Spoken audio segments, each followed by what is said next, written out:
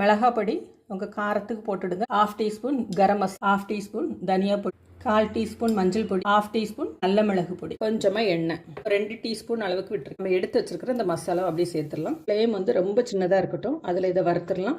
Cut பண்ண 2 வெங்காயத்தை சேர்த்துடலாம். மசாலா கலர் சேஞ்ச் ஆனதுக்கு அப்புறமா சேருங்க. இதை வறுத்தெடுங்க. அளவுக்கு இஞ்சி பூண்டு, ஏற்கனவே நம்ம சிக்கனில் இஞ்சி பூண்டு போட்டு பெசரி வச்சிருக்கோம். இஞ்சி பூண்டு உப்பு சேர்த்து பெசரி வச்ச சிக்கன்.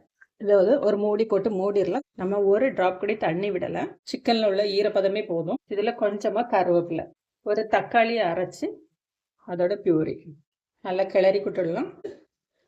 இப்போ உப்பு செக் பண்ணிவிடுங்க. உப்பு தேவைப்பட்டுனா நீங்கள் கொஞ்சம் போட்டுக்கிடலாம்.